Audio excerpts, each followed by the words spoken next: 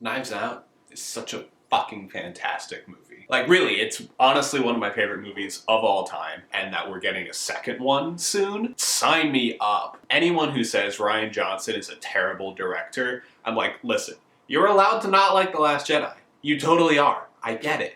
But if you say that, you clearly have not seen this movie.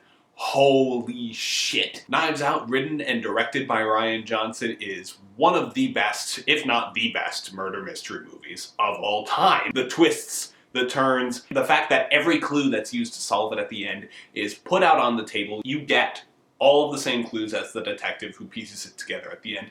The detective, played by Daniel Craig, a clear, like, Columbo-type character who seems to be bumbling his way through, but actually caught, from a character's perspective, easy to miss clues. He caught it right away. He pieced all of this donut, he put the donut holes in the many layers of donut.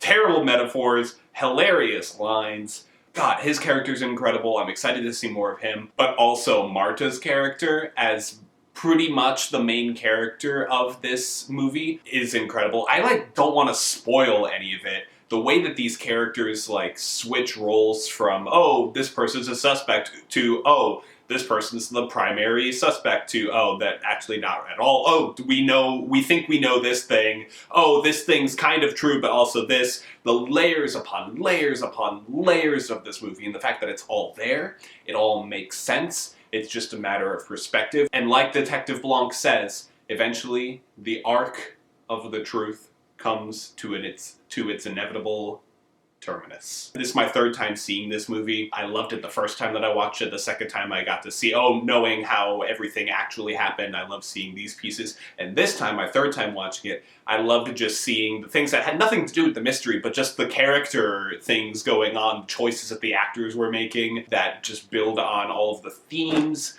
and plot details of these characters going on.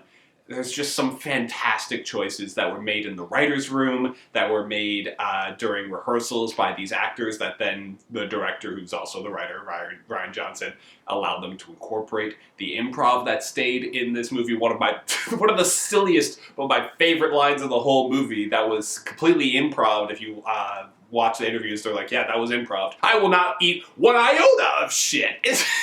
Who says that? These people, it's so funny. It's so ridiculous how this family is, but it's so believable because families are ridiculous when they get together, especially when they're this kind of family where they're all just scummy people who pretend to be good. Most of them. Not Ransom.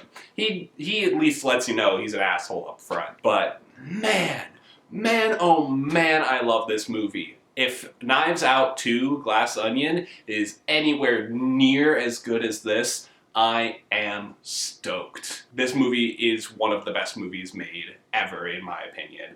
There's so much that could be analyzed in a scene-by-scene breakdown, in essays upon essays of different themes and character arcs and motivations. I'm not getting into that in this video, obviously, since it's near the end, but I just wanted to let you know that if you haven't seen this movie, God, I highly recommend it, especially if you love murder mysteries, especially if you love dramas, especially if you love comedies. This movie touches on a lot of different bases, and it does it all extremely well. For the amount of things that it's juggling, it manages to do fun, cool tricks with all of the pieces that it puts down.